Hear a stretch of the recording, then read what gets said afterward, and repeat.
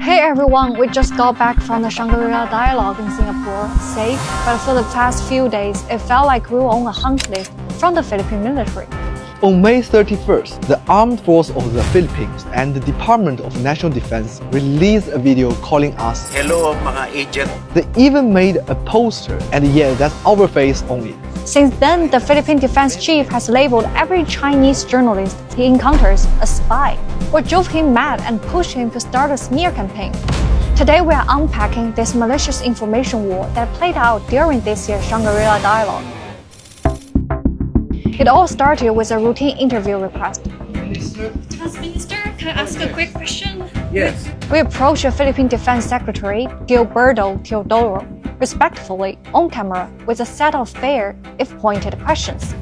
He agreed to speak, but then things took a strange turn. Do you think the Philippines is acting as a proxy in the South China Sea for the US? I'm sure China asks that, right? Our first question clearly caught him off guard. He dodged it and tried to discredit the question by implying we were from China. We press on. But how do you see the Philippines' escalation of tensions in the South China Sea? Pardon me? Philippines' escalation, like Philippines sending personnel to the unmanned personnel, is a breach of the DOC. I don't understand the question. China and the Philippines work together to promote regional Well, peace. if China goes away from Philippine territory, if China There's stops, no part of the Philippine territory, right?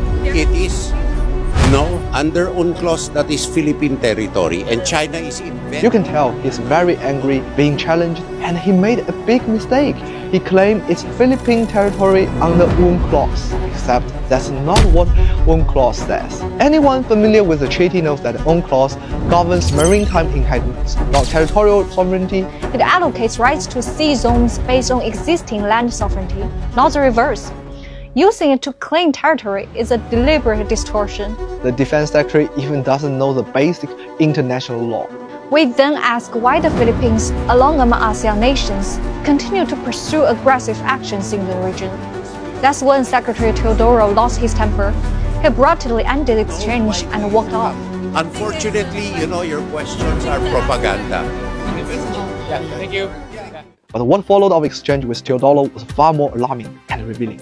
Later, we tried to greet Teodoro again, and he mocked us. Hello, MSS agents. Soon after, the Philippine Armed Forces and Department of National Defense issued a formal statement, along with a video, accusing us of being Chinese intelligence agents. Hello mga agent ng MSS. Hello. They also referenced a previous encounter we had with AFP Chief General Romeo Bronner, where he refused to engage with our questions. The statement alleged we twisted the exchange, but our full video footage is publicly available and tells a very different story.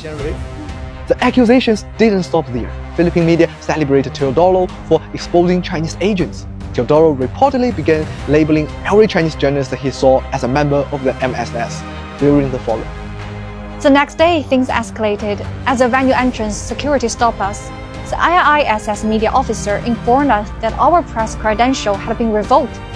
We were told they have received a complaint from the Philippine delegation. We raised the issue of being falsely accused of espionage, a charge that carries serious consequences in any international setting.